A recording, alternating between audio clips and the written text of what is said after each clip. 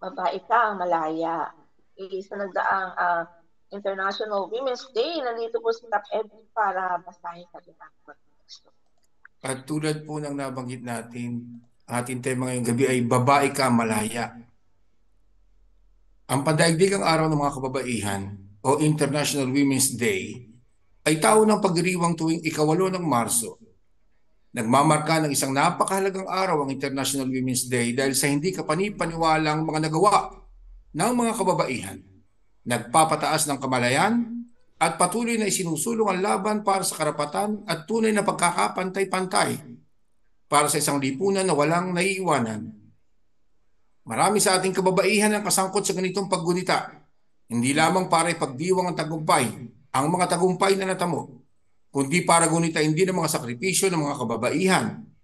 Tara at pag-usapan natin ang kalagayan ng kababaihan mula sa hanay ng mga manggagawa, migrante, kabataan, LGBTQ at buong kababaihan.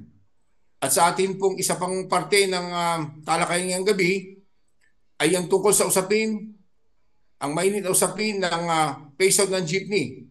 So, ang tema po natin dito isa pa ay hindi tinututulan ng mga jeepney driver operators ang modernisasyon.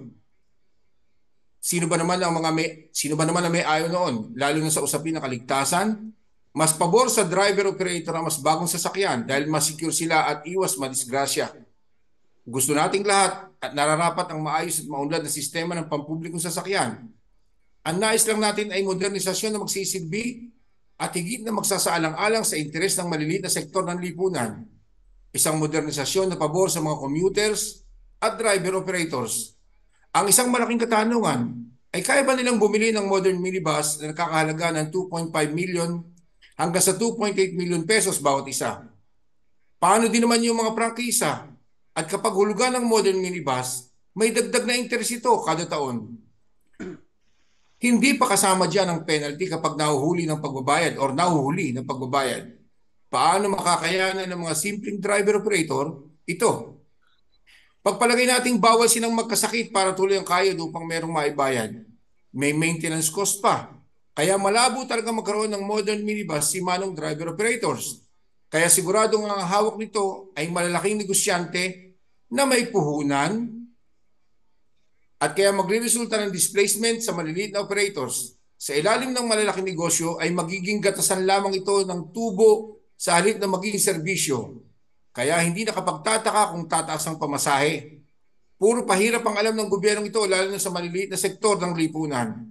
Panahon na para tayo magkaisa at ipagtanggol ang ating kabuhayan at mga karapatan. No to PUB phase out, no to jeepney phase out, no to red tagging. Kapweng? Meron po tayong isasalang na isang video. Saka po pala, after panoodin po natin ang isang video na kung saan nagpapakita.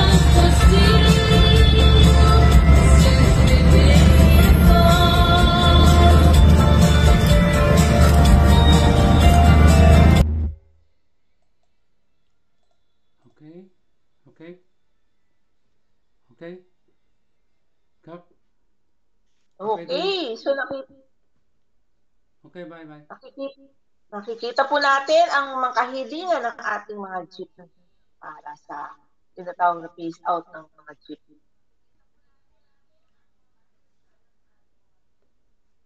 So, pakilala natin ang ating guest. Okay, so dahil po sa medyo kinakabahan kami kasi first time. Anyway, mula po sa ating Gabriela National sa Pilipinas, syempre, kinagagalak po natin makasama na nagtrabaho para sa kababaihan at 67 years ay inispend niya sa kanyang buhay para ma-involve sa mga women's movements sa Pilipinas. Nandito po at ibibigay natin ang ating National Vice Chairperson, si Ms. Dirt Livang. Magandang umaga po, tita. Ano po, unmute nyo. Unmute nyo. Yeah, magandang gabi naman dyan. Okay. Salamat po at nagpapasalamat po kami at makakasama namin kayo ngayong gabi. Maraming mga issues na kinakaharap ang ating mga kampi. Supposed to be, wala pa si Congresswoman Franz, no? Antabayanan lang natin yung pagpasok niya. Meanwhile, wala po siya. Paano ba natin hinaharap ang mga issue na sangkatutak sa mga usapin ng kababaihan? At kamusta po ang Gabriela? Despite na ang dami-dami patuloy yung red tag. Oo Pero alam mo naman, ang kababaihan, tawag dito, matatapang ang kababaihan, di ba? Lalong-lalo na sa panahong ito na grabe yung economic crisis. Yung babae talaga yung humaharap dyan. Sa kanila talaga yung burden ng pagharap dyan. At ano naman, tawag dito, sila naman ay may lakas talaga ng loob na yan ay bigyan ng pansin, no? Kaya nga pag tinanong nyo, kumusta na yung kababaihan? Kumusta na ang Gabriela?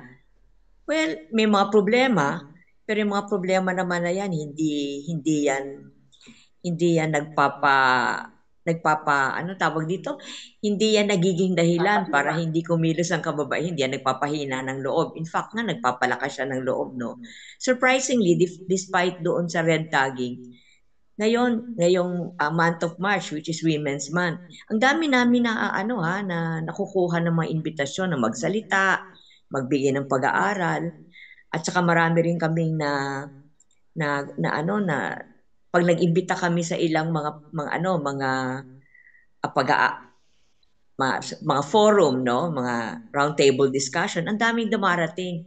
In fact nga last March 3, nagulat din kami kasi nag-imbita kami para pag-usapan isang roundtable discussion ng kalagayan ng kababaihang manggagawa.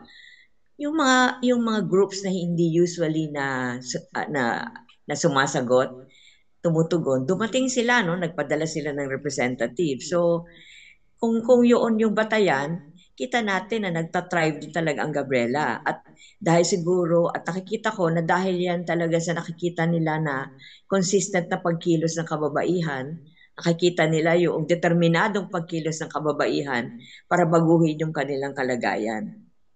So yun yung isa. Tapos ikalawa, isang magandang nangyari din ngayon sa panahong ito, yung pag-unite ng different organisasyon yung kababaihan ng different organisasyon ng mga workers federation, workers centers, no?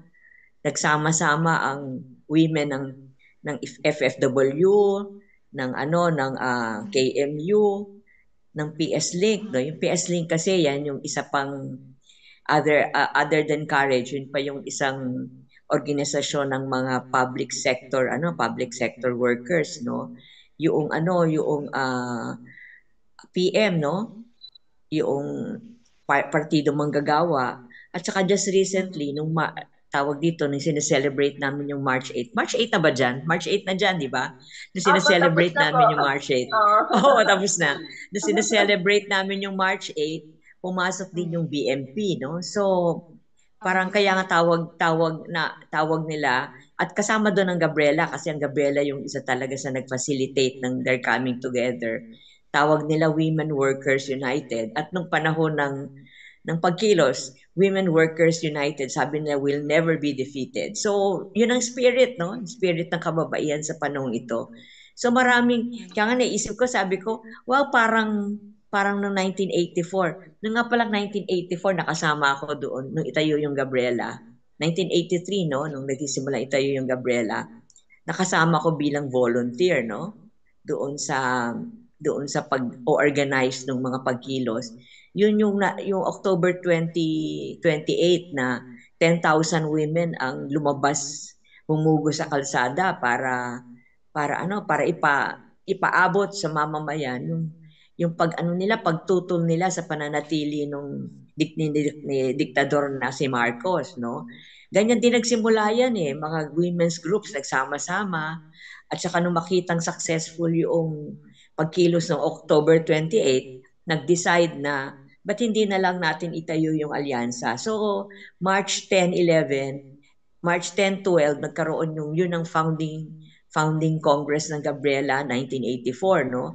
So nisip ko, wow, ganito na naman to, yung yung mga Jeepney Drivers Association na iba't ibang mga politika nila nagsama-sama kasi isa yung kanilang paninindigan pagdating sa jeepney phase out at yung mga kababaihan din ng mga manggagawa na from different organizations and groups and federations nagsama-sama din kasi nakikita nila na common talaga yung mga issues at lahat sila ay nag-aalala doon sa tinatakbo na ekonomiya which is very bad So yun, basically yun na nakikita. Pag tinanong mo, ano na ngayon ang kababaihan, paano na yung Gabriela?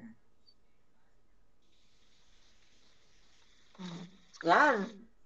Kapatid na Elvin, baka mayroon kang gustong... Nakakatuwa naman na marinig yung mga nagiging activities ng Gabriela. Uy, I'm very proud. Yung unang-una kong apo, babae, ang pangalan Gabriela. Okay. Hindi, talagang yun ang naging idea ko nung una pa. Kung ako lang tatay, talagang automatic sasabihin ko, Gabriela. Mabuti na lang, hindi lang idea nung anak ko tsaka nung manugang ko, Gabriela. So, mabalik tayo dun sa nabanggit ni Ma'am Jert yung tungkol sa mga kababaihan, yung sa ganitong panahon sa nakaraang 2 taon, hindi lang naman sa nakaraang 2 taon ng pandemya, pinakita ng kababaihan kung gaano sila katatag. Alam naman natin na ang pundasyon ng tahanan ay ang mga kababaihan. Nakita ko yan sa paglaki ko sa aking ina dahil ang tatay ko nagtatrabaho tulad ko rin, tulad din ng ibang padre di pamilya nagtatrabaho, pero ang responsibilidad ng isang ina, ng isang babae sa tahanan, kanya lahat ang pagpapalaki at pagsusuhito sa mga anak, ang pagpo-provide ng tamang pagkain, pandamit, lahat. Siya rin yung nag-aayos ng mga sira-sira sa bahay dahil kulang sa oras yung padre di pamilya para ayusin pa ito para lang hindi na sumabit pa sa budget nila.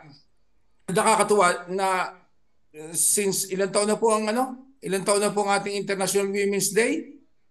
112 years na.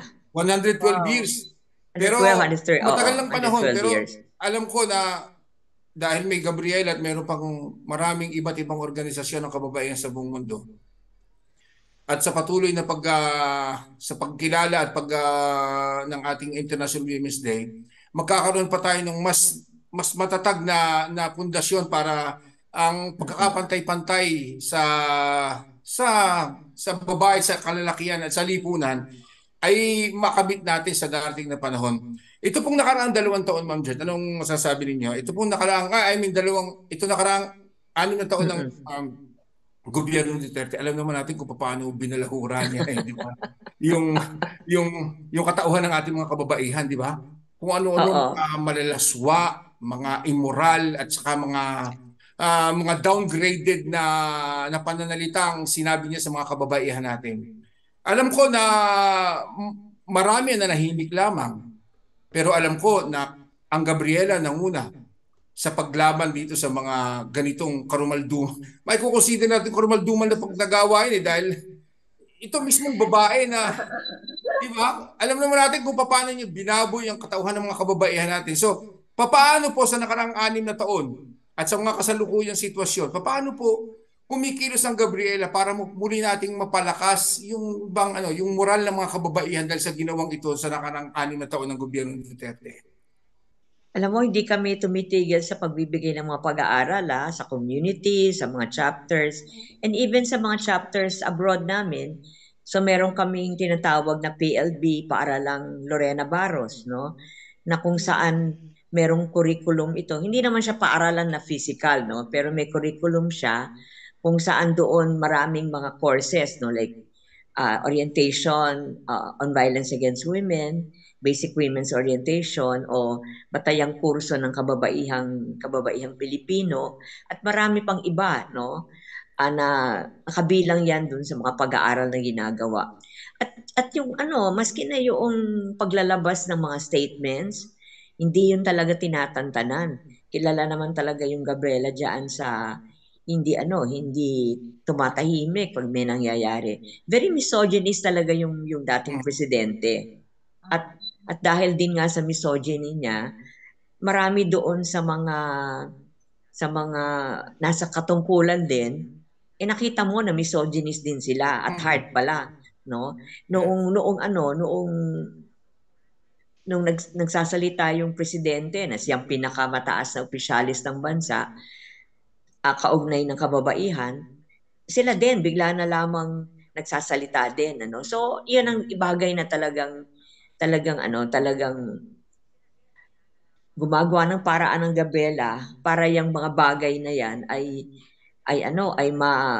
maalis, no? Hindi lang maalis, kundi mabago yung mga pananaw na yan. Yung sinasabi mo nga pala sa nanay mo, alam mo, dito, pag tinanong mo sa community, sa mga kababaihan, paano ka nakakaangkop? Sabi nila, diskarte lang yan. Totoo yun. No? Dito sa Pilipinas ngayon, pagdating sa labor yung labor statistics, mababa ang labor force participation rate ng kababaihan dito, no? Mga 56% lang. So ibig sabihin 48% hindi nabibilang yan sa labor force. Pero hindi ibig sabihin na yung 48% na yan ay walang ginagawa para makaangkop. Dumidiskarte din yung mga yan, ano? Oo, kaya tapos ngayon mas mataas despite the fact na mas konti sa mga kababaihan ang nasa nabibilang sa labor force, mas mataas ang unemployment rate sa kababaihan. At doon sa mga may trabaho, about 50% niyan ay nasa informal na economy. Ibig sabihin, yaan yung merong self-employed, pero pag sinabi natin na self-employed, ang kalakhan dyan ay yung nagmamanicure, nagve-vendor, no? At diskarte talaga, no? At kuminsan madami din diyan na yung talagang hindi marami. Pag sinabi natin informal sector, alam naman natin na napaka-precarious yung kanilang situation dahil sa walang security sila. So nung nagkaroon ng pandemya, sila yung unang nawala ng gawain, unang nawala ng kita. Tapos yung mababa yung kita nila despite sa napaka-long hours of work. Katulad yung nagtitinda ng pagkain dyan, na niluluto nila, anong oras sila nagigising.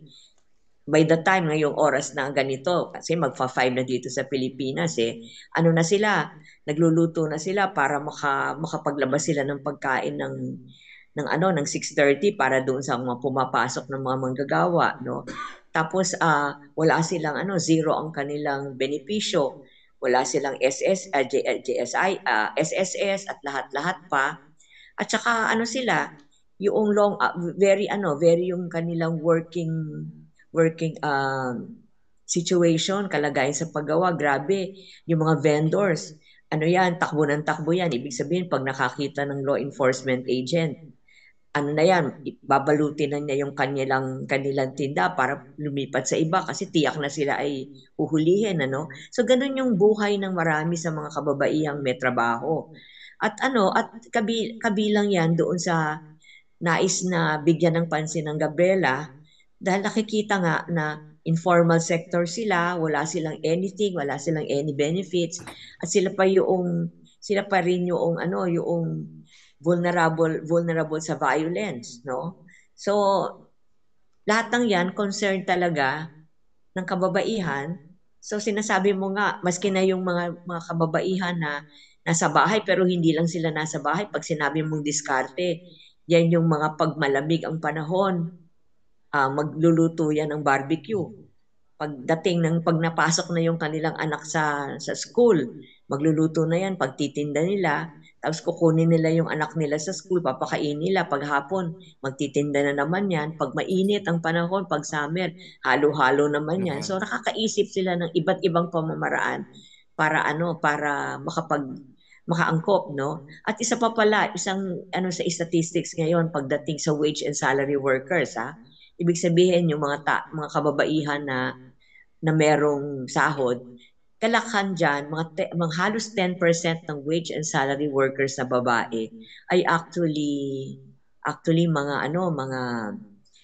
working in private households. Ibig sabihin, sila ay nasa kasambahay sila.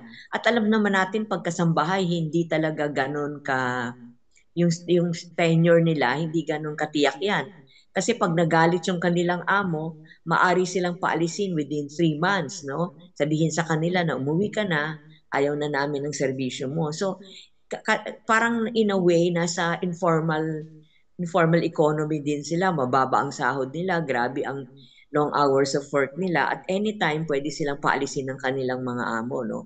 So ganito yung sitwasyon ng kababaihan pagdating sa ekonomiya. Besides doon sa fact na syempre, sa totoo lang yung pagpapanatili ng mababang tingin sa kababaihan, ano yan talagang isa yan sa pinananatili maski na ng gobyerno. Dalawa yung kanilang ano dyan Isa, yung babae nananatili sila ang pinakamalaking army ng reserve labor. At pag may malaking army ka ng reserve labor, mas malamang kesa hindi na mapapababa mo yung sahod. Kasi sasabihin mo sa mga naghahanap ng trabaho na naghahanap ng mas mataas na sweldo, oy, tumigil-tigil ka nga dyan. Nakita mo ba yung haba ng pila sa likod na lahat ng yan naghahanap ng trabaho? Kaya maaari kitang hindi tanggapin at madali din kitang alisin kasi marami ang naghahanap ng trabaho. So babae yan, ang tinitingnan bilang, ang pinananatili bilang pinakamalaking army ng reserve labor. At siyempre, sinasabi mo hanggang ganon, hindi nagbibigay ang gobyerno lalo na dito sa Pilipinas ng crutch para paglalagakan ng mga manggagawang kababaihan ng kanilang mga anak. Hindi sila nagbibigay ng sapat na medical assistance para doon sa mga anak na nagkakasakit o sa mga nanay nagkakasakit, no? Lahat ng yan, dala yan ng babae. Ibig sabihin, pagdating sa bahay, sila yung nagtatrabaho sa bahay, sila yung nag-aalaga ng anak, sila yung nag-aalaga ng may sakit. At nung panahon na pandemya at online ang classes, sila pa yung nagtuturo ng kanilang mga anak. So lahat ng ito karga nila. Walang binibigay ang pamahalaan dito sa Pilipinas na serbisyo para itong burden na to ay maalis sa kababaihan. No? So yun yung kalagayan talaga ng kababaihan dito. At maidagdag ko lang po, huwag natin kalilimutan, yung mga OFWs natin, alam naman natin na almost mas marami ang OFWs na kababaihan. At sila yung buong tapang na alam nila yung mga kinakaharap nilang problema, maaaring kaharapin nilang problema, lalo na yung mga OFWs nating kababaihan na nagpupunta sa Middle East. Kahit alam nila, yung mga maaaring kaharapin nila, alam naman nila na hindi sila 100% secure doon sa lugar na pupuntahan nila. Pero dahil sa pagmamahal nila sa kanilang pamilya at kagustuhang matulungan ang kanilang mga padre di pamilya at mabigyan ng maganda kinabukasan ng kanilang mga anak, buong tapang nilang hinaharap ito. So, pagdating po sa usapin ng, dagdag ko lang, sa usapin ng OFW sa mga kababaihan, ano po ang programa kasalukuyan at mga susunod pang panahon ng Gabriela? Actually, nagbibigay kami ng services sa OFWs, no? So, pag merong merong for example, violence against women na case, ng VAW cases, kami ay nagbibigay pag dinala sa amin, nagbibigay kami ng psychosocial at saka paralegal na counseling para sa kanila, no? At saka syempre, actually halimbawa, you can ask us to kasi lalo na ngayon may internet na, no? Pwede na magbigay ng pag-aaral via the internet. Pwede kaming hinga ng pag-aaral, no? At saka syempre, isa din sa aming binibigyan ng pansin yung papalaganap din ng ano nga ba yung kalagayan ng OFW. Actually, nung nasa Center for Women's Resources ako, nagkaroon kami ng pag-aaral, no? Yung tinatawag namin na social cost ng women migration. Ang gayon nga pala 60% ng lumalabas araw-araw ay kababaihan, no? Sa labas ng bansa. At I think 54% ng OFW as a whole ang kababaihan. So inano na niya yung kalalakihan, no? Mas madami na ngayon siya sa kalalakihan. Anyway, balik ako doon. Yung social cost ng migration, kitang-kita mo talaga na kung paano yung pagbabae yung lumalabas ng bansa ay kung gaano ka grabe yung epekto nun sa pamilya kasi iniiwan niya yung mga anak niya at madalas iniiwan niya yan sa kanyang kapatid na babae, sa kanyang nanay sa kanyang nanay, no? At marami ding mga pagkakataon na kapahamakan ang nagiging kinakalabasan niya dahil walang nanay na nagbibigay ng ng aruga. Kasi siyempre kung kapatid, mas maraming kasama din yan sa mga iba niyang mga anak. Kung nanay, yung nanay niya matanda na, no? At talagang kitang-kita na yung mga problema ng OFW sa labas, hindi talaga niya yan sinasabi sa kanyang pamilya. At maski na yung pamilya niya, hindi sinasabi sa kanya kung ano yung problema. Kaya nagugulat na lang siya pag nalaman niya na yung anak pala niyang babae ay buntis na, yung anak pala niyang lalaki ay hindi na pumapasok sa pag-aaral. At nagugulat din dito sa Pilipinas na na nagpakamatay o namatay yung kanilang kamag-anak, kanilang nanay doon sa ibang bansa, no? Dahil matagal na palang inaabuso, hindi nagsasalita. So yun yung at talagang sinasabi ng ganyan, halimbawa, isang OFW, sabi nga nakakabili ng bahay, no? Pero pag bumalik yung OFW na yon within 5 years to 10 years, mawawala uli yung bahay na yon kasi wala nang ibang pinagkakakitaan. So yung bahay na kanyang pinundar ng matagal, yun ang kanyang pinagbibili para magkaroon ng kabuhayan uli yung kanyang pamilya. So kaya yung cycle din ng pagiging OFW, kasi ang aming naging ng research is actually Hong Kong, no? Katulad yung isa naming nakausap doon, siya ay nag-OFW. Tapos after mga 15 years na pag-aral niya yung kanyang mga kapatid, nung aalis na siya sa pagiging OFW, yung kapatid naman niya na napag-aral niya ang pupunta bilang OFW, bilang domestic helper din, ano. So kita mo talaga yung cycle na mahirap kasi ang buhay dito sa Pilipinas, mahirap humanap ng trabaho, kaya gano'n na nangyayari, no? So yun yung pagdating sa OFW, yung tingin ko nga dapat yung pag-aaral na yun i-update yung pag-aaral na yun, kasi like iba na yung kalagayan ng panahon na ginawa namin yung pag-aaral, ay wala pang internet. Ngayon may internet na, meron bang pagbabago, meron bang pag-move forward, meron bang positive na, siguro may positive na naman na nakukuha mula sa pagkakaroon ng internet, pero ano yung nagiging positive at negative doon, no? So yun yung pagdating sa OFW. Dagdag lang po kasi may mga Gabriela na rin, 2 kontinente na inaabot, no? Yan Oo. sa Pacific at dito sa Europe meron na din. So, isa po ako dun sa advisor ng Gabriela dito sa Oo. Yes. Meron po yan. Isa po ay ginagawa namin ay mag-advise dun sa mga nababae violente at saka sa mga legal, mostly po kasi ang nagiging kaso ay legal employers, yan. So, meron din po tayong mga ka-solidarity o ka-alliance ng mga lawyers, so pinapasa po natin yung mga cases sa kanila. So, yun. So, kilala po ang Gabriela dito at sa buong Europa na rin. Yan, kasi militante. Saka talagang alam nilang dito pwedeng tumakbo sa Gabriela. Especially yung women issue na mga ganap at saka mga talagang nangyayari na mga kaso. So, yun po. Yan. Actually, meron tayo sa UAE, di ba, na Gabriela? Hindi ko alam kung sa Riyadh nandyan pa rin meron tayo sa Riyadh na Gabriela, no? So, naalala ko noon, maraming mga kababaihan ang tumatawag din, nagtatanong kasi yung Middle East, notorious din nga yan. Notorious yan talaga sa kung paano nila tratuhin yung babae, Maraming tumatawag dito, nagtatanong kung may alam at mahusay na merong mga Gabriela dyan na chapters kasi na sa kanila, na nare-refer sa kanila yung mga kaso na ganito at nakakatulong naman talaga sila maski man lamang pag alam kung ano yung mga steps na dapat na gawin, ano yung pwede nilang yung paraan para yung problema ay mabigyan ng pansin. Good enough yun, di ba? So, yun yung...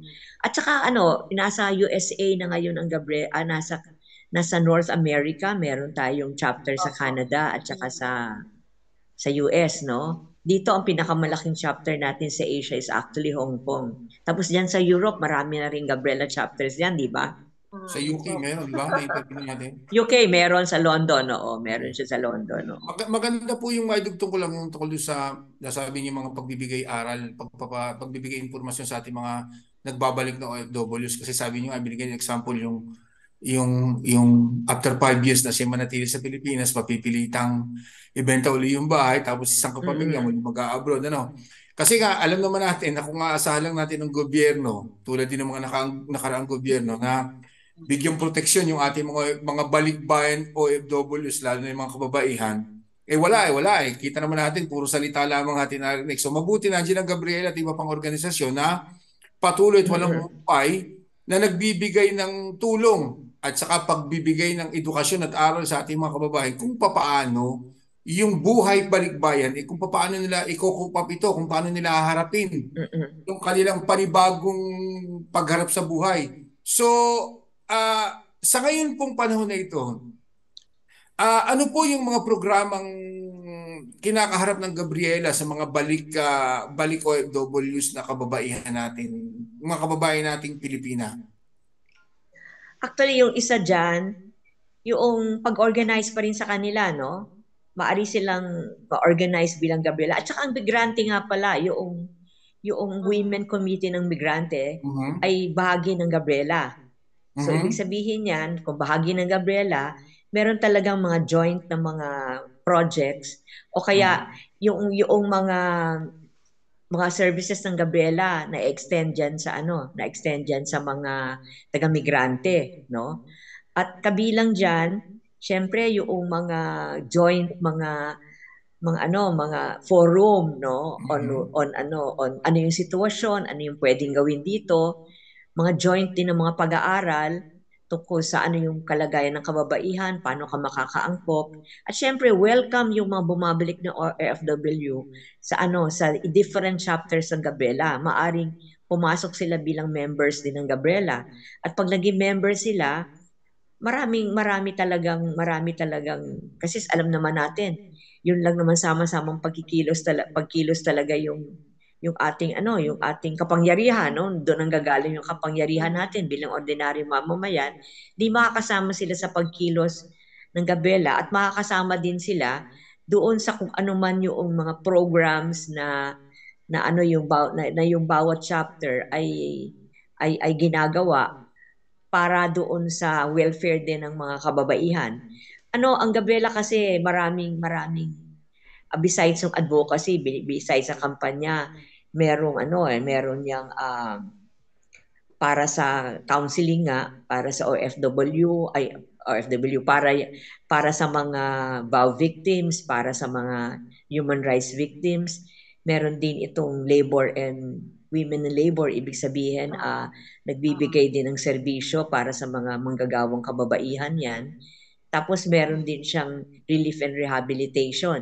Ibig sabihin sa panahon na nagkakaroon ng disaster, ang Gabriela din ay may binibigay na serbisyo o nakikipag-ugnayan ng Gabriela sa iba pang mga groups na merong relief and service na program para makaabot doon sa mga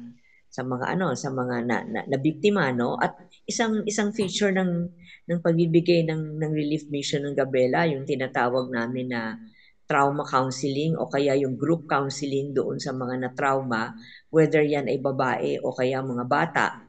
Kasi alam naman natin pag nagkaroon ng crisis, na whether the crisis is natural tulad ng mga bagyo o kaya ay militarization, maraming mga kababayan natin na natatrauma. So nagbibigay ng group counseling ang Gabriela o kaya group na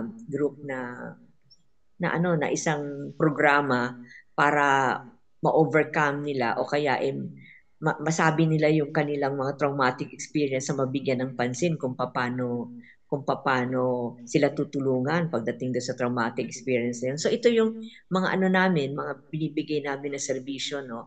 At yung mawabalik na OFW, siyempre sila, welcome sila, no? No, sa Gabriela.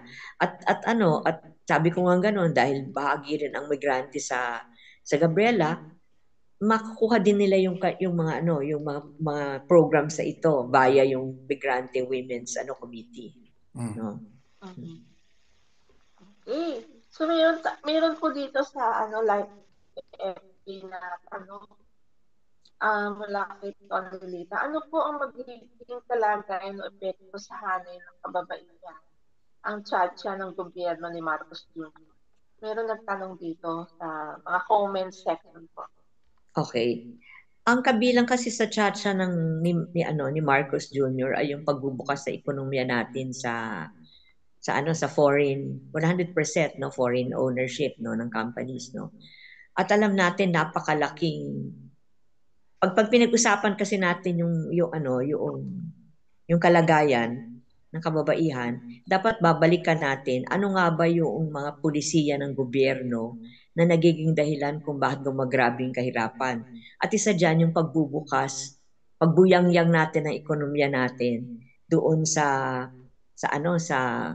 foreign pagpasok ng mga foreign companies, maski na nga yung pagpasok ng foreign products Kasi pwede mo lang gawin yan kung halimbawa competitive ka. Ibig sabihin ng competitive ka, strong ang iyong mga companies, strong ang iyong industriya. Pero pag hindi strong yan, papatayin niya yan. No?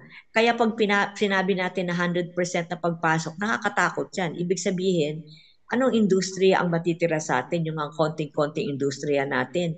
Napaka-weak ng mga yan. Dahil wala naman talagang binibigay ang pamahalaan na tulong, na subsidio diyan sa mga industries na yan. Papapasukin mo pa yung iba. Okay, mga example natin. Halimbawa, yung shoe industry natin, thriving yan sa Marikina, no? At dahil dun sa shoe industry sa Marikina, thriving din yung industry ng tanning industry dito sa Bulacan at that time, no? So, kita mo talaga na ang daming apektado noong positive effect nitong shoe industry dito sa Marikina. Pumasok yung imported. Dahil imported yan, mas madali nilang ibaba yung presyo. Binababa nila yung presyo. Namatay yung shoe industry natin. Ngayon, nire-revive natin yung shoe industry natin. Papasok, magwa 100% na naman na ownership. Paano ngayon yan? Yung shoe industry na nagtatry na makabangon, babagsak na lalo yan, Yung ating agrikultura, rice producing country tayo. Ipinasok nila yung rice liberalization law. Ibig sabihin, maraming tawag dito, yung hindi na ngayon pwede nang pumasok kahit na gaano kadaming bigas dito sa Pilipinas. Ngayon, sisinghap-singhap ang mga rice farmers natin. Yung onions, na ang onion natin, isa sa pinakamataas ang presyo, nag-800 per kilo ang onion dito, no? Dati-dati, ang Nueva Ecija, ilang portions ng Central Luzon, kilala sila for onion growing. Ngayon, hirap na hirap talaga sila, hindi sila makaangkop. So yan ang ibig sabihin pag sinabi natin na tsa-tsa, yan ang isa economic, no? Isa palang provision yan, yung pag-ano ng 100% na ownership ng companies, na foreign ownership na papapasukin. Ngayon kasi may cap yan, ibig sabihin, kung may foreign company, dapat 60% ng ownership ng company mo ay Filipino. Ngayon, 100%. Ngayon, wala ng Filipino ownership. At syempre, kasama din dyan, hindi kami naniniwala na economic lang ang provisions na babaguhin nila. Babaguhin din nila dyan yung political. Sabi nga nung isang na nakausap ko na politiko, sabi niya ganyan, bakit hindi nila ite-take yung chance na yan? Na baguhin din yung political term. Ang gusto kasi nila bumalik sa 5 years na term, tapos sa 5 years na yon pwede kang ma-re-elect. So ibig sabihin 10 years. Pag 10 years, that is more than the 9 years na pwede kang ma-elect at more than the 4 years na pwedeng ma-elect ang isang presidente. 10 years, maganda yung 10 years kung mahusay ang iyong presidente, kung mahusay ang inyong mga opisyalis. Pero kung tsaka-tsaka yung opisyalis, kung ang opisyalis nyo ay napaka-corrupt, parusang malaki yan para sa bawat Pilipino, no? Lalo na syempre sa kababaihan, kasi sinasabi ko nga, pag humirap ang buhay, ang talagang kumakarga ng kahirapan na yan ay babae. Kasi yung babae kasi nagtitiyak na may pagkain sa mesa at kailangan siya humanap ng paraan para mapakain niya yung mga anak. at mapakain niya yung kanyang asawa kasi kung hindi kumakain yung asawa niya, hindi makakapagtrabaho for that day at hindi kikita yung kanyang asawa, no? So yun yung ibig sabihin niyan sa kababaihan. Ang laki talaga ng ano ang laki talaga ng ano ditong Chacha. Tapos with Chacha, yung Maharlika fan pa, no? Nandyan pa yung Maharlika fan. So sabi namin, ano ba to? Bubukas nila yung ekonomiya natin. Ang Maharlika na fan naman ay tipong maaring maging big ano ng corruption yan kasi hindi mo alam kung ano nangyayari diyan sa Maharlika Fund yan.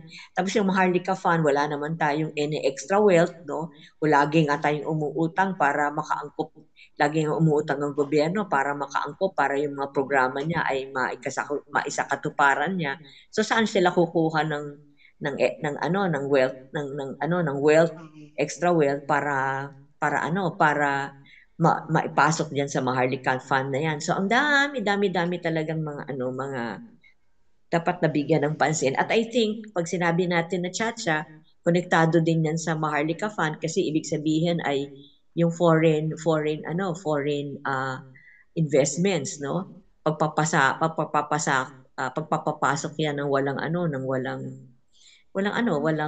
any barriers, no? At alam naman natin, pag pumasok ang foreign investments, even the foreign companies will come in. So basically, yan yung Maidagdag ko lang yung tungkol sa Oo. nabanggit ni Ma'am Jer tungkol sa utang. Karagdagang impormasyon na itong buwan ng January 2023, yun pong ating pambansang utang, nadagdagan pa. So paano tayo mag-i-invest sa Maharlika Fund kung ang ating utang nadagdagan pa ng 283 billion pesos? Ibig po sabihin, ang ating gobyerno ay tumatakbo sa utang. So saan tayo kukuha ng i-invest sa Maharlika Fund? At karagdagang impormasyon na dahil dito ang ating pong utang ngayong nasyonal ay 13.7 trillion pesos. At ang bawat isa sa atin dito, kasama yung aking apo, ay may utang na 118 pesos. 118,000 pesos po. 1,000 yan. Oo. 1,000 pesos po, hindi 118 pesos lang. 118,000 pesos ang utang ng bawat isang Pilipino dahil sa mga irresponsabling namuno sa ating bansa, lalo na yung huling 6 na taon na kung saan yung 6 na trilyon ginawang 13 at patuloy pa pong dumadami sa kasalukuyang gobyerno. May katanungan dito, maisingit ko lang Marami talaga mga kababaihan, lalo na yung mga balikbayan ng OFWs na gustong sumali sa Gabriela at sa migrante sa iba pang mga progresibong organisasyon. Ang problema, yung red tagging. Alam naman natin na malaking sagabal yan Yung mga kababaihan natatakot at patuloy na tinatakot dahil alam natin na yan ang armas ng mga talipandas na politikong yan at saka nasa gobyerno, yung takutin. Kailangan matakot tayo lahat para tayo manahimik at sumunod sa kanilang mga pinagagawa.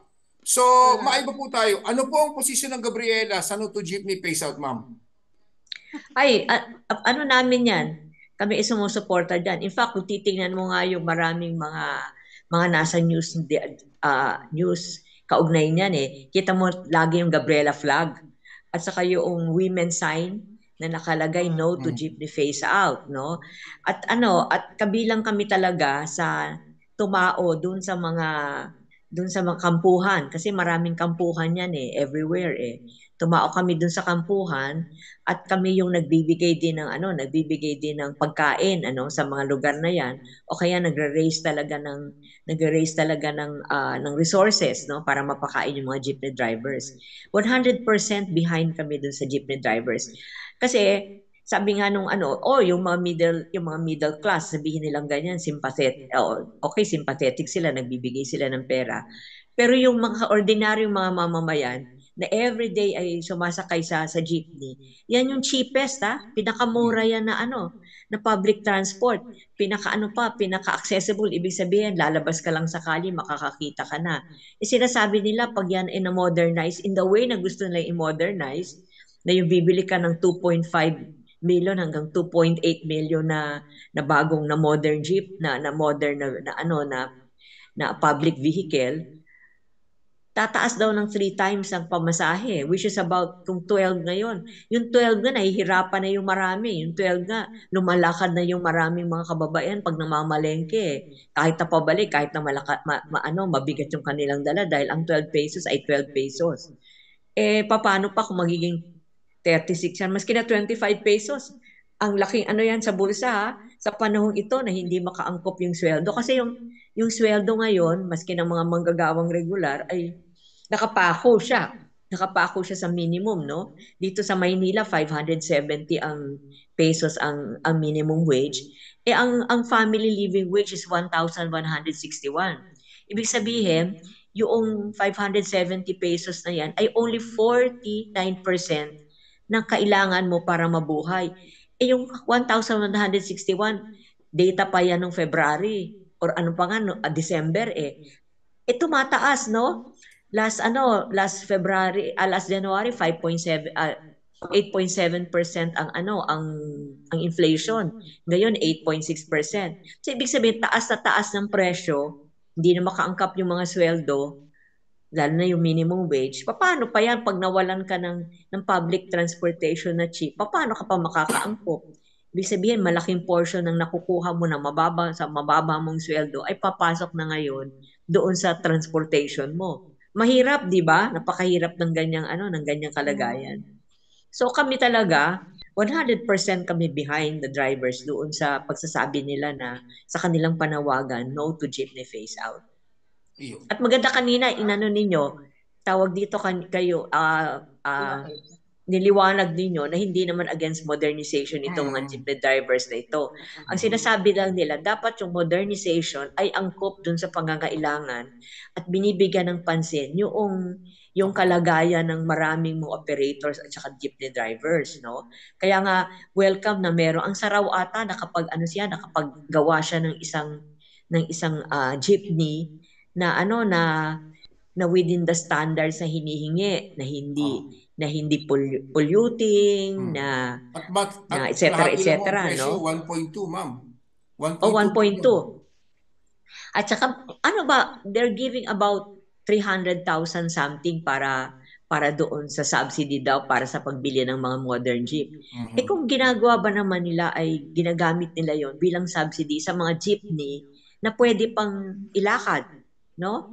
So sila yung magbibigay sila ng subsidy para itong mga jeepneys na ito ay retrofit para ma-fit na para sa sinasabi nilang standard para sa paglabas sa labas sa kalye, no? Kung ginagawa ba nila yon, di mas maganda yung magiging epekto nito hindi lang sa jeepney driver at saka sa kanilang pamilya, pero maski na dun sa riding public na katulad ko, no?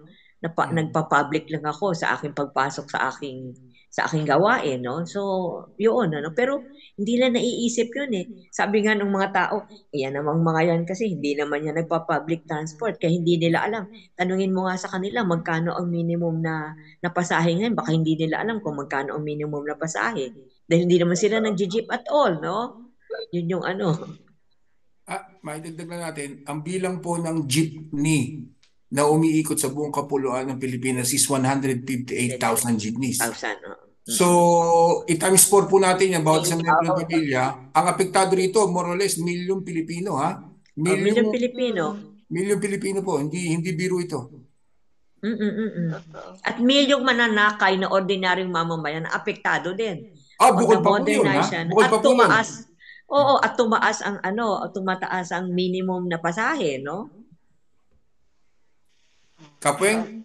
Ako, Tita Dirt, medyo kinakapos na po tayo ng oras. Oo nga, sayang, no? Ang ganda ng ating kalakayan. Marami pa akong gusto. Hindi pa dumating si Don. Oo nga. Marami pa akong gustong itanong, kaso ano gagawa natin? Oo. Yung oras talaga maliit lang, no? Mabilis. Oo. Kasi isang oras ang sila.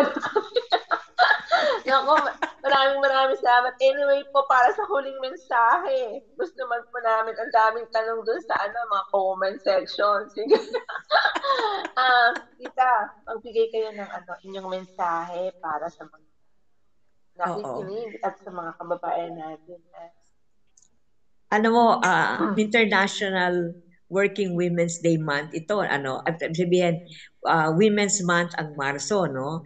Dapat dito sa Women's Month, kailangan nating bigyan ng pansin din yung mga ginawa ng ating mga kanununuan ng mga babae para yung mga karapatan natin ngayon ay ating makuha, no? At yun ang mga karapatan na ating ngayon yung karapatan natin, na marami yan. Pero ang problema, yung mga gobyerno ngayon, hindi lang I think sa Pilipinas, maski na dyan sa Italy, no, binabawi nila yung mga karapatan na yan. So tayo mga kababaihan, tayo ay dapat nang manatiling kumikilos, mag-organisa tayo, pakita natin yung sama-sama ng lakas natin at sabihin natin na hindi po pwede yung ginagawa niyo yung pagbawi sa mga karapatan na ipinaglaban pa ng aming mga kanununuan at dapat namin yang ipasa o kaya pasa doon sa mga susunod na salinlahi na kababaihan. Otherwise, yung ating mga anak ay hindi nila mararamdaman yung mga karapatang yan. So yun ho yung aking mensahe para sa Women's Month. Tama. Maraming salamat po, Tita Jert, at sa inyong papaunlak. Sana makasama ulit namin kayo. Yes, of course. Welcome na maimbita uli. Oo, ma'am. Pag-uwayang Gabriela. Sa mas madaling panahon, maimbita ka uli namin, makuha namin yung opinion mo. So, anyway, hindi naman tayo naubusan ng topic dito eh. Oo nga. Alam naman natin na sa ganitong uri ng gobyerno, hindi tayo maubusan ng usapin. Di ba hanggang sa 2028. Oo, totoo yan. So maraming salamat po. Thank you very much po. Maraming salamat din. Ingat po lagi. Salamat. Sige, okay. Bye-bye. Okay, salamat po.